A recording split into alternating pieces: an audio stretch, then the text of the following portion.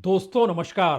भारत की राजनीति में विपक्ष इतना कमजोर कभी नहीं था, या फिर यह कहें कि भारत की राजनीति में कॉरपोरेट का पैसा और सरकार की आर्थिक नीतियां जो कॉरपोरेट के हक में जाती हो, इतनी मजबूत कभी नहीं थी। या फिर यह भी कह सकते हैं कि वाकई पहली बार भारत में विपक्ष के पास संसदीय चुनाव में जीत का कोई विजन बचा नहीं है और अपनी छोटी छोटी राजनीतिक जमीन बचाने की लड़ाई वो लड़ रहे हैं। और इस लड़ाई के दायरे में पैसा सबसे बड़ा हिस्सा बन चुका है और शायद चुनाव से हटकर कोई भी राजनीतिक दल कुछ दूसरा सोचने की स्थिति में है नहीं। यह बड़ी घालमेल सी परिस्थिति भारत की राजनीति में हो सकता है आपको दिखाई देने लगी हो, लेकिन दो सवालों का जवाब आज आप भी सोच कर दीजिए। कॉरपोरेट का पैसा कैसे बढ़ता है और इस देश में जो रेवड़ियां बांटी जाती है वो पैसा कहां से आता है? पहले सवाल का जवाब आप कहेंगे कि कॉरपोरेट का नेटवर्थ इस देश की जनता के द्वारा वसूली गई जो भी रकम होती है, वो जीएसटी के जरिए हो, वो अलग अलग प्रोडक्ट के जरिए हो, वो अलग अलग सेस लगाकर हो, या फिर इस देश के भीतर जो भी बिल आप चुकता करते हैं, चूंकि सब कुछ प्राइवेटाइजेशन की दिशा में बढ़ चुका है, तो ऐसे में लाभ प्राइवेट सेक्टर को ही होगा, जिस पर कॉरपोरेट का हक इस दौर में जमकर है। और दूसरा सवाल जो रेवड़ियों का है, जिसका जिक्र इस देश के तमाम विपक्ष में बैठे मुख्यमंत्री तक करते हैं। दिल्ली के ही मुख्यमंत्री अरविंद केजरीवाल, जिन्होंने रेवड़ियों की नींव डाली और उसके बाद एक बड़ी इमारत हर पॉलिटिकल पार्टी ने अपने अपने तरीके से खड़ी कर दी, उनका भी तर्क क्या है? उनका भी तर्क है कि चाहे आप ब्रिटेन चले जाइए, चाहे आप अमेरिका चले जाइए, चाहे कितने भी विकसित देशों का नाम वो लेते चले जाते हैं और फिर पूछते हैं कि जब इन जगहों पर सरकार मुफ्त में इलाज, मुफ्त में शिक्षा देती है तो हम क्यों नहीं दे सकते हैं? लेकिन उसके काउंटर में कोई यह सवाल उनसे करता नहीं है कि जिन विकसित देशों का नाम वो ले रहे हैं, वहां पर वह जो टैक्स पेयर है उसी का पैसा लेकर टैक्स पेयर के परिवारों को या टैक्स पेयर देने वालों को सुविधाएं दी जाती है। वहां पर टैक्स पेयर का पैसा डाइवर्ट नहीं किया जाता है। और जितनी बड़ी तादाद में भारत की जनसंख्या और उसके भीतर जो टैक्स नहीं देने वाले हैं, उस दिशा में सरकार ने कोई काम किया ही नहीं कि उन्हें रोजगार दिया जाए, उन्हें ही टैक्स के दायरे में लाया जाए, उस टैक्स के पैसे से इस देश में मुफ्त में शिक्षा दी जाए। ऐसा नहीं किया। यानी इन दो परिस्थितियों के बीच आज जब मौजूदा स्थिति में पार्लियामेंट चल नहीं रही है, विपक्ष में एकजुट हुआ इंडिया गठबंधन धराशायी होने की स्थिति में आकर खड़ा हो चला है। और इन सब के बीच सरकार जिन नीतियों पर काम कर रही है, जिन विधेयकों को वो लाना चाहती है और जिस दिशा में उसने अपनी पहल कर दी है, उसमें तो राजनीतिक तौर पर कोई छत्रप आने वाले वक्त में बचेगा ही नहीं। क्योंकि अगर हर छत्रप आज ये सोच रहा है कि उसकी अपनी ताकत बनी रहे और वो कॉरपोरेट के साथ गठजोड़ कर ले, तो फिर उसके लिए एक मुनादी तो हो चुकी है। जैसे ही वन नेशन वन इलेक्शन खुले तौर पर आ जाएगा और पार्लियामेंट में उसे पास कराना सत्ता के लिए कोई मुश्किल कार्य होगा नहीं, फिर वो सोचना शुरू करे इस देश में जब वन इलेक्शन के दायरे में विधानसभा और लोकसभा दोनों चुनाव होंगे, तब कौन सा पैसा किस पॉलिटिकल पार्टी के पास जाएगा और किस छत्रप के पास जाएगा, और वो छत्रप क्या उस पूंजी के आश्रय अपनी राजनीतिक जमीन, अपने संगठन को बचा पाएगा, या वो पैसा भी उसके पास नहीं आएगा? तो पहली तैयारी तो सरकार की बहुत साफ है कि इस देश में छत्रपों को रहना ही नहीं चाहिए। और जो छत्रप ये मानकर बैठे हैं, और इस दौर में इंडिया गठबंधन के भीतर जो धमाचौकड़ी मची हुई है, उसमें अलग अलग छत्रपों के बीच ये धारणा हो सकती है कि बंगाल में हमारी ताकत बनी रहे, यूपी में हमारी ताकत बनी रहे, बिहार में हमारी ताकत बन जाए, महाराष्ट्र की राजनीति में हमारी ही चले। ये तमाम छत्रप सोच जरूर रहे होंगे, लेकिन एक क्षण के लिए इससे हटकर जरा राजनीतिक तौर पर एक दूसरी परिस्थिति को देखिए। लोकसभा चुनाव में 240 पर जब बीजेपी थम गई और विपक्ष की सीटों में इजाफा हो गया, उस दौर को याद कीजिए और उस दौर में याद करते हुए जरा सोचिए कितने बिल थे जो ठंडे बस्ते में डालने पड़ गए मोदी सरकार को। वो कौन कौन से बिल थे जो अगर आ जाते तो इस देश के भीतर में जो अल्टरनेटिव मीडिया, जो गोदी मीडिया के समानांतर सूचना देने तक का ही काम करता हो, या जो जानकारी छुपा ली जाती है उसको ही परोसता हो, वह भी परोस नहीं पाता क्योंकि मीडिया तक पर नकेल कसने का विधेयक तो तैयार था, उसको ठंडे बस्ते में क्यों डाल दिया गया। वो वक्फ बोर्ड का भी जिक्र हो सकता है, लेकिन अब दोबारा इन परिस्थिति में आइए, क्या वाकई विपक्ष को पता है या इस देश को पता है? इस देश ने के लोगों ने जो वोट लोकसभा चुनाव में दिए उसमें जो गड़बड़ियां हुई नहीं हुई उससे हटकर एक क्षण के लिए सोचिए कि अगर 400 सीटें बीजेपी के पास होती तो वो क्या कहर इस देश में इस दौर में चला रही होती, ये सिर्फ आप सोच सकते हैं। क्योंकि इसके ठीक समानांतर पॉलिटिकल से हटकर एक कॉरपोरेट प्राइवेटाइजेशन, मोनेटाइजेशन, डिसइन्वेस्टमेंट, इन तमाम चीजों से जुड़ी हुई परिस्थिति है जिसमें सब कुछ निजी हाथों में सौंप देना है। और क्या इस बात की जानकारी विपक्ष को नहीं है कि सरकार तो पूरी तैयारी में है इस देश में, चाहे वो रेलवे सेक्टर हो, चाहे पोर्ट या सी लिंक से जुड़े हुए जो भी परिस्थितियां बन रही हो, जो पूरा बैंकिंग सेक्टर हो, इस देश के भीतर में हर चीज कैसे निजी हाथों में सौंपी जाए। अमेंडमेंट बिल कमोवेश हर दिशा में तैयार है। वो बैंकिंग बिल भी हो सकता है, वह रेलवे का बिल भी हो सकता है, वह इस देश के भीतर में जो भी प्रोडक्ट्स हैं, जिस जीएसटी को लेकर हल्ला शोर मचाया जा रहा है कि अब नया स्लैब आ जाएगा, उसके ठीक समानांतर सरकार तो उस दिशा में बढ़ना चाहती है जहां सब कुछ निजी कलेक्शन हो, निजी तौर पर पैसे सीधे कॉरपोरेट की खाते में चलते चले जाएं और सरकार सिर्फ निगरानी रखे।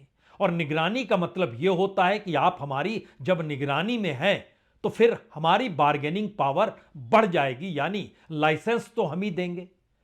यानी एक सरकार कमीशन के तौर पर अपनी राजनीति को चलाए और इस देश में जनता पर दबाव बनता चला जाए अलग अलग विधेयकों के जरिए। जो तकरीबन 6 विधेयक सरकार के पास पड़े हैं, उन 6 विधेयक का मतलब बहुत साफ है। इस देश में जो भी पीएसयू चल रहे हैं, जो भी मंत्रालय चल रहे हैं, उन मंत्रालयों के तहत जो भी प्रोजेक्ट्स आते हैं, उन मंत्रालयों का जो भी कामकाज होता है, वो सब कुछ प्राइवेटाइज किया जाए। हमें पैसे की जरूरत है, हम पैसे की उगाही नहीं कर सकते हैं तो कॉरपोरेट के आश्रय उसकी उगाही की जा सकती है। यही बात तो अडानीज को लेकर हो रही है। अडानीज के जरिए अमेरिकी अदालत ने क्या कहा?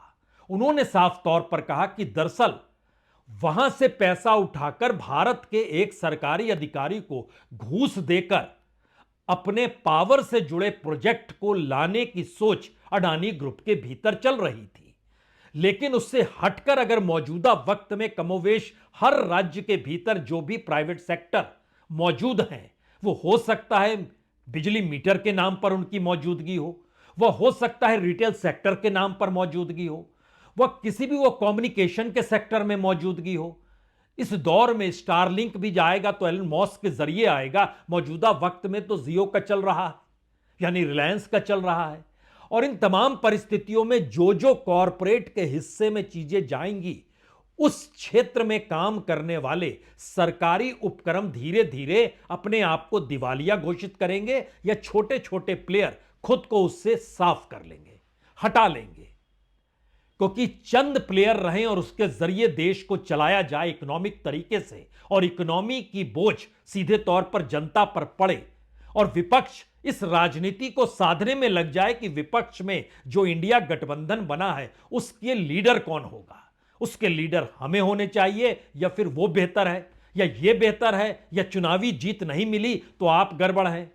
चुनावी हार, चुनावी जीत, कॉरपोरेट की पूंजी इस देश के भीतर में प्राइवेटाइजेशन की दिशा में बढ़ते हुए सरकार के तमाम बिल अगर इस परिस्थिति के भीतर फंसिएगा तो एक जवाब हर किसी के सामने उभर कर आएगा। वाकई लोग समझ नहीं पाए, विपक्ष जान नहीं पाया और पार्लियामेंट के भीतर के शोर शराबे में ये बातें दबी की दबी रह गई कि दरअसल इस देश में जनता पर ही बोझ डालकर यह सरकार कॉरपोरेट और प्राइवेटाइजेशन की हथेली को भरती है और इस देश में टैक्स पेयर से पैसा निकालकर उसको पॉलिटिकल फंडिंग के तौर पर रेवड़ियों के भाव जो इस देश में गरीबों के बीच बांटा जाता है वो गरीबों की तादाद कैसे बढ़ा रहा है, यानी हम धीरे धीरे पीछे कैसे जा रहे हैं, इसकी जिम्मेदारी क्या विपक्ष नहीं लेगा? यह सवाल आज क्यों बड़ा है? पार्लियामेंट के भीतर होते हुए शोर की तस्वीर यह बहुत साफ बतलाती है कि सबकी निगाह में या कांग्रेस की निगाह में अडानी है।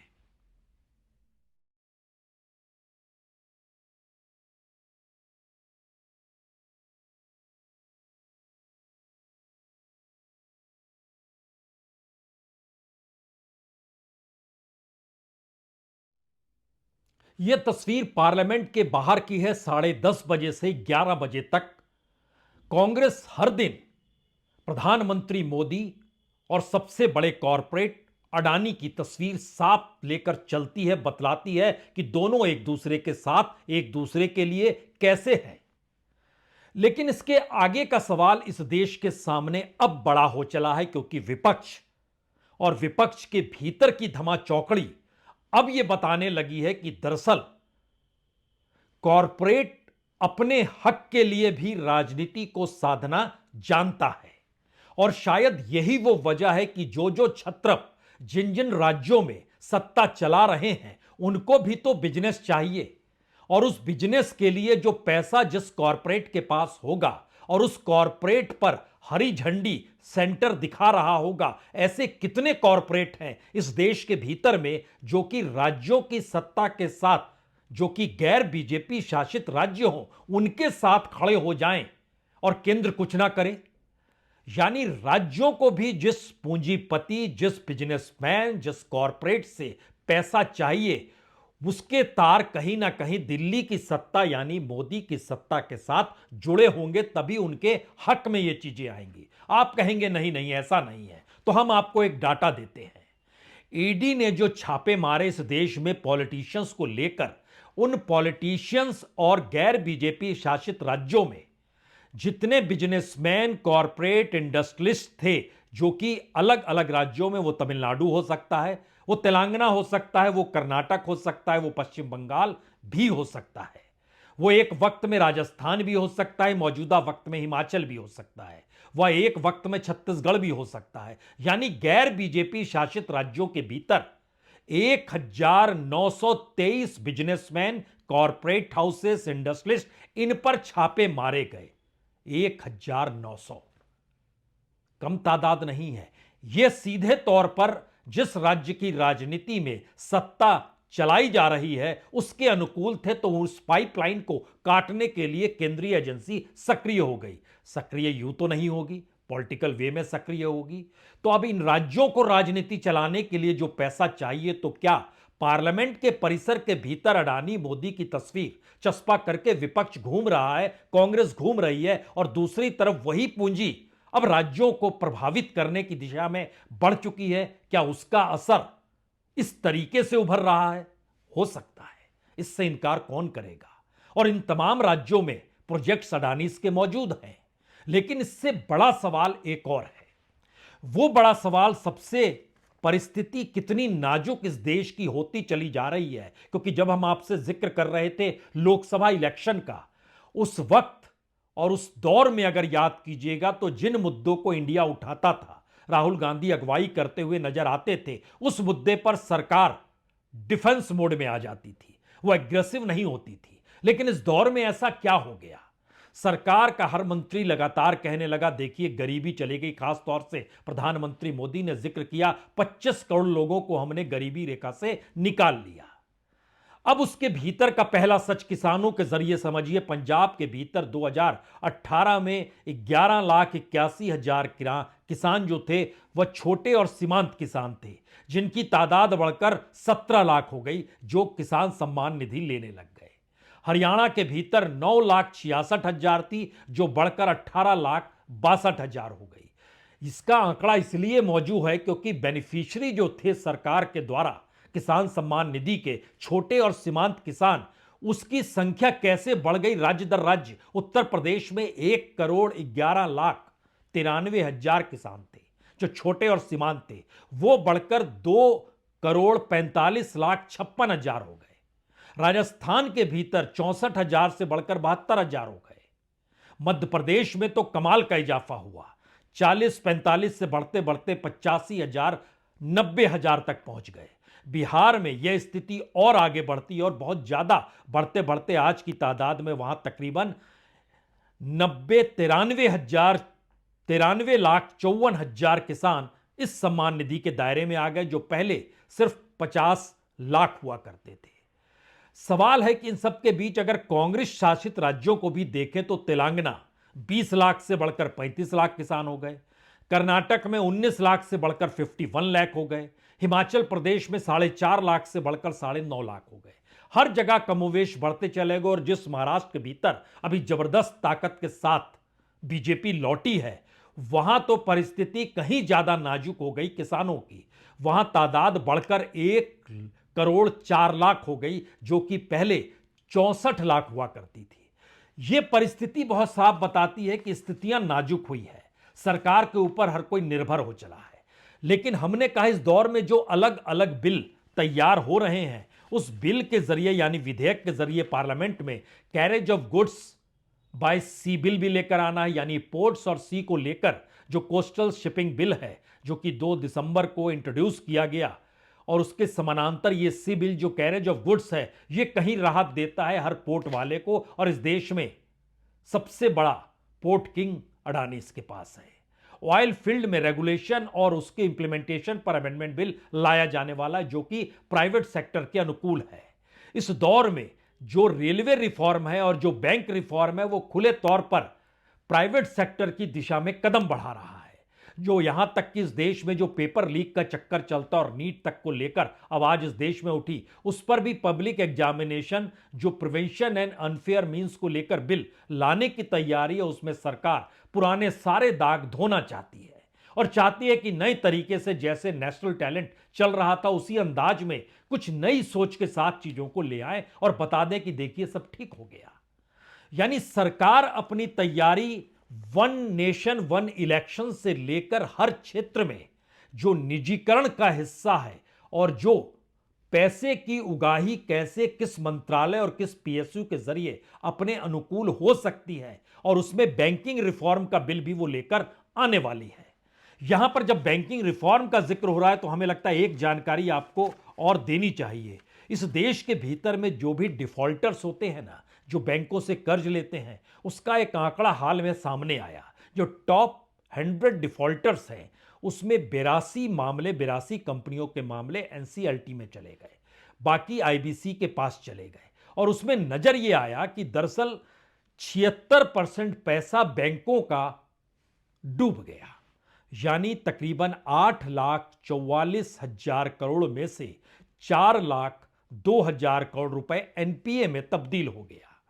और इस देश के भीतर में जिन सेक्टर्स के लोग दिवालिया हुए, आज की तारीख में उन सेक्टर्स का बड़ा योगदान है। और जो सरकार इंफ्रास्ट्रक्चर बिल लेकर आई और इंफ्रास्ट्रक्चर को लेकर बजट बनाया, और 100 लाख करोड़ से ज्यादा के बजट में इस देश के इंफ्रास्ट्रक्चर को लेकर जो लकीर उसने खींची, वहां कोई भी पूछ सकता है कैसे इस देश में मैन्युफैक्चरिंग सेक्टर से जुड़ी 32 कंपनियां डूब गई, कंस्ट्रक्शन से जुड़ी 20 कंपनियां डूब गई, टेलीकॉम से जुड़ी 5 कंपनियां डूब गई, एनर्जी बिजनेस से जुड़ी हुई तकरीबन 34 कंपनियां डूब गई।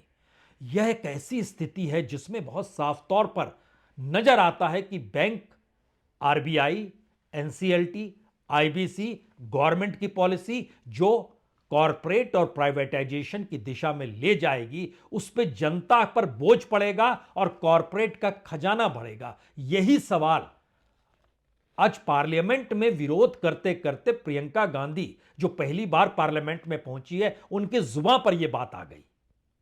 मुझे ताज्जुब होता है, मैं तो नई हूं संसद में, आज तक प्रधानमंत्री जी आया ही नहीं है। सत्र के मेरे ख्याल से 10 दिन तो हो गए होंगे, दिखते ही नहीं है यहाँ। ताज्जुब की बात है। अडानी के मुद्दा उठा रहे हैं और हम क्यों नहीं उठाएं?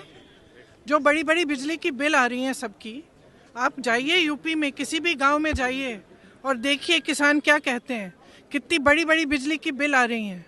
और ये एलिगेशंस क्या हैं, क्या कहा जा रहा है यूएस में, किस लिए उनको चार्जशीट किया है, जो भी किया है यूएस में, इंडाइटमेंट कहते हैं उसको, क्यों किया है? क्योंकि उनका कहना है कि हजारों करोड़ के घूंस दिया है इन्होंने ताकि जनता की बिजली की बिल ये बढ़ा पाए, ताकि जो बिजली जनता को बेच रहे हैं वो महंगी हो जाए और ये लोग पैसे बनाएं। अब यह हो सकता है कि आप भी सोचने लगे ये इंडिया गठबंधन के भीतर ममता बनर्जी को अचानक लीडर बनने की क्या पड़ गई। यानी देश का मामला, डबल इंजन की सरकार का नारा, प्रधानमंत्री मोदी के बगैर किसी बिजनेसमैन कॉरपोरेट का ना हिल पाना, केंद्रीय स्तर पर इस देश में प्राइवेटाइजेशन और डिसइन्वेस्टमेंट की दिशा को मजबूत करने के लिए विधेयकों के लाने की तैयारी होना, और इन सारी परिस्थितियों के बीच सब कुछ पूंजी के आश्रय कैसे चले, उसकी लड़ाई बंगाल के भीतर से लड़ी जा सकती है और वहां से आगे निकलने की स्थिति में क्या ममता बनर्जी नहीं है? यह सवाल दोहरा है। दोहरा मतलब इस देश के भीतर जो छत्रप है और इस देश के भीतर जो नेशनल पॉलिटिकल पार्टी है, क्या दोनों की सोच पहली बार अलग अलग हो गई है और इसमें जनता मायने नहीं रखती है, उस पर पड़ने वाला बोझ कोई मायने नहीं रखता है? क्योंकि मुनाफा दर मुनाफा कॉरपोरेट को सरकार की नीतियों से हो रहा है, इससे कोई इनकार करेगा नहीं। जो आधे दर्जन बिल लाए जा रहे हैं उसका सीधा असर इस देश में निजीकरण की दिशा में कहीं ज्यादा बड़े झोंके के साथ पड़ने वाला है, यानी जनता पर बोझ पड़ने वाला है। और यह भी एक सच है कि इस दौर में मीडिया कुछ दिखाएगा नहीं, क्योंकि मीडिया का सच भी अगर आप जानना चाहते हैं तो हाल ही में एक रिपोर्ट आई है पीडब्ल्यूसी की, उसने बताया है कि दुनिया भर में मीडिया नेगेटिव में जा रहा है। टेलीविजन -1.6% का ग्रोथ है ग्लोबल, प्रिंट मीडिया भी -2.6 के ग्रोथ है पूरे ग्लोबल में, लेकिन इंडिया में लाभ है। तो इंडिया में लाभ कहां से होता है? सीधे पॉलिटिकल नेक्सस के साथ और पॉलिटिकल सुर के साथ सुर मिलाकर जिस बात का जिक्र इस दौर में हो रहा है, या विपक्ष जिन मुद्दों को उठाए उसे आप दिखाइए ही नहीं, या विपक्ष के उन्हीं मुद्दों को दिखाइए जिससे सत्ता को लाभ मिलने लगे। और इसी दिशा में पूरे के पूरे मीडिया को कितना लाभ है? भारत में टेलीविजन 4.2% के ग्रोथ रेट पर है, प्रिंट 3.0% के ग्रोथ रेट पर है, और इन सब के बीच डिजिटल सबसे ज्यादा 15.6% के ग्रोथ पे है। और यह आप कल्पना कीजिए कि आज की तारीख में यानी 2023 तक का जो आखिरी आंकड़ा है वो बहुत साफ तौर पर बतलाता है कि लगभग 2,45,000 करोड़ की यह इंडस्ट्री है जो मीडिया और एंटरटेनमेंट की है, जो 2028 तक बढ़ते बढ़ते 3,65,000 करोड़ हो जाएगी। यानी यहां पैसा बढ़ रहा है। टेलीविजन 38,000 करोड़ का, प्रिंट 23,000 करोड़ का, डिजिटल बढ़ते बढ़ते उसको तो 85,000 करोड़ तक पहुंचना है, जो कि अभी 40, 41, 42,000 करोड़ के बीच में है। वो डबल हो जाएगा। यानी सूचना देने के तरीके और सरकार का उनसे कामकाज लेना, और इस दौर में मीडिया पूरे तरीके से कॉरपोरेट के हाथ में चले जाना, क्योंकि मालिकान कॉरपोरेट वाले ही हैं और कॉरपोरेट के अनुकूल सरकार है। सरकार नई बिल ला रही है प्राइवेटाइजेशन को उड़ान देने के लिए, क्योंकि अलग अलग मंत्रालयों का जो टारगेट था वो अगले साल पूरा होने वाला है। तकरीबन 6 लाख करोड़ का जो टारगेट लिया गया था प्राइवेटाइजेशन या मोनेटाइजेशन को लेकर, वो जब पूरा होगा तो 2025 यानी अगले साल से, और इस सत्र में भी कुछ विधेयक रखने की तैयारी है और कुछ बजट सत्र में रख दिया जाएगा, यह मानकर चला जा रहा है। यानी कमोवेश हर क्षेत्र में जनता पर दबाव बढ़ने वाला है। सवाल तो जीएसटी की लड़ाई लड़ने का था, लेकिन यहां तो हर चीज का दबाव जनता पर पड़ने वाला है, क्योंकि सरकार के पास कोई ऐसी पॉलिसी है नहीं कि इस देश में हर व्यक्ति को काम मिल जाए, हर व्यक्ति टैक्स पेयर हो जाए। बिल्कुल नहीं। सरकार एक ऐसे वेलफेयर स्टेट की कल्पना कर रही है जिस वेलफेयर स्टेट में कॉरपोरेट के पास भरपूर धन हो, उस भरपूर धन में से पॉलिटिकल जीत के लिए उसके पास एक पॉलिटिकल पैसा हो, उस पॉलिटिकल पैसे के आश्रय इस देश में जो इकोनॉमिक पॉलिसी बनाए उसमें 80, 81, 85 करोड़ लोगों की जो तादाद अभी है, जब तक जनगणना हुई नहीं है, ये तो 11 की स्थिति को हम लोग आगे बढ़ाते चले जा रहे हैं। जब 2024, 25, 26 से मान लीजिए जनगणना सामने आएगी तो 100 करोड़ से ज्यादा लोग मुफ्त पर जाकर टिके होंगे। इस परिस्थिति में देश जब खड़ा होगा तो ऐसे में दो सवाल आखिर के सबसे महत्वपूर्ण हैं। क्या पहली बार विपक्ष में हर राजनीतिक दल आखिरी सांसें ले रहा है? वो समझ नहीं पा रहा है कि एकजुटता का मतलब क्या होता है, और वो लड़ाई सिर्फ इसलिए लड़ रहा है क्योंकि उसकी अपनी राजनीतिक जमीन बची रह जाए। तो वन नेशन वन इलेक्शन के बाद तो उसकी जमीन खत्म हो जाएगी, यह तो उसे समझना चाहिए। क्योंकि भारत में चुनाव जीतने के लिए अगर ईवीएम का जिक्र होता है तो फिर तो डेमोक्रेसी खत्म, लेकिन अगर पैसे का जिक्र होता है तो करप्शन। तो करप्शन में कौन माहिर होगा यह बताने की जरूरत होनी नहीं चाहिए। और दूसरा सवाल, इस दौर में सरकार जब पूरे तरीके से उस टारगेट पे चल रही है जहां पर उसने अपने तमाम विधेयकों के आश्रय कमोवेश हर उस क्षेत्र में जहां पब्लिक सेक्टर होता था वहां प्राइवेट सेक्टर को लाने की वो तैयारी कर चुकी है, तो फिर वो पार्लियामेंट चले या ना चले, कैबिनेट के जरिए पास हो जाएगा, इस देश में लागू हो जाएगा, शोर शराबा मचते रहेगा, तो फिर जनता को लेकर कोई जिम्मेदारी किसी की इस देश में बचेगी या नहीं बचेगी? इस सवाल का जवाब भारत की संसदीय राजनीति में कौन दे सकता है? विपक्ष देना चाहिए, सत्ता नहीं देगी। सत्ता जिन बातों की दिशा में ले जाएगी वो सारी दिशाएं आपके सामने है। और अब 2 दिनों के बाद तो वक्फ की तो बात की परिस्थिति है। जो वर्शिप बिल है, वर्शिप को लेकर जो सुनवाई होने वाली है, जो इस देश में धार्मिक स्थल हैं, 12 तारीख को सुनवाई होने वाली है। और क्या उसकी दिशा ऐसी नहीं होगी जहां पर वो खुद कह दे सुप्रीम कोर्ट, हम धर्मस्थलों को लेकर कुछ नहीं कहेंगे, जो तय करना है पार्लियामेंट कर ले।